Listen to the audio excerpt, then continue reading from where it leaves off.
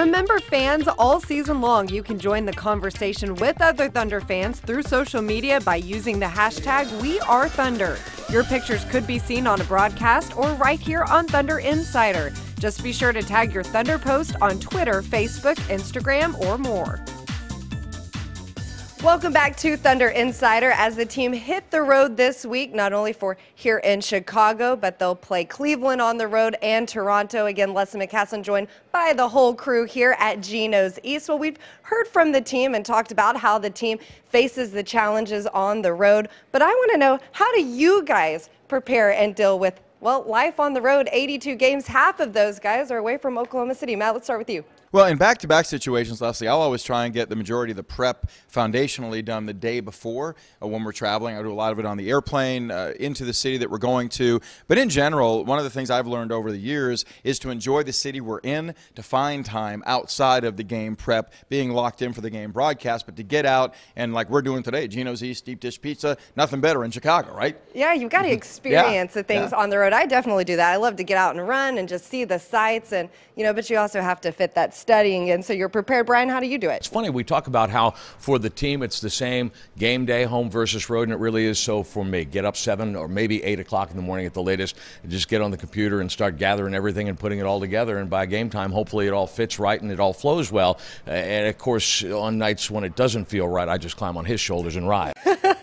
Grant, how about you? Your prep is a little different these days than it used to be. It is, because I'll go back to my playing days. As a player, I was always committed to getting into a city, bunkering down, getting ready to play a game or getting ready for practice. So there was never really a lot of time to get out and enjoy the city like Matt says. But my second time around as a broadcaster, now I really get out and enjoy the cities that I'm in and take in some of the different things, like we're here at Geno's, and do some other things that the city has to offer.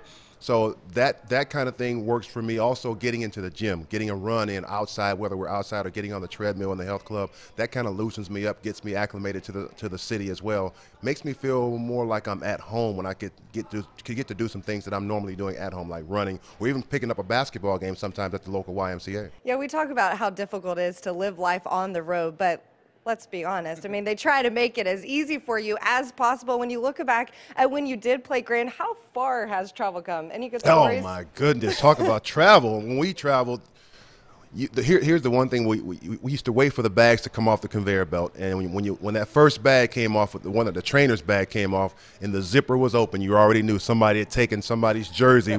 Somebody was going to have a jersey that night with no name on the back of it. You pretty much was resigned to that fact after that bag came off. The second thing is, I think more importantly, as we've seen with the private charters now the teams have, I've seen teams where players are coming in late. If the play is going to leave at 4:30, there's a player that might show up at 5 o'clock, and the coach or the trainer might say, we're going to wait for that player. Well, you think about this.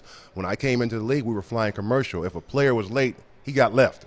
The captain of the plane was not going to wait for whoever was going to be late. They're taking off, and I think that's one of the bigger differences. Grant, commercial travel was that if the team was playing in another city the following day after a game at home, it was the first available flight out. So those were like 4:30 a.m. wake-up calls to get to the airport by 6. Yeah, you don't quite see that anymore. Well, while we are enjoying life on the road, there are a ton of Thunder fans who are cheering on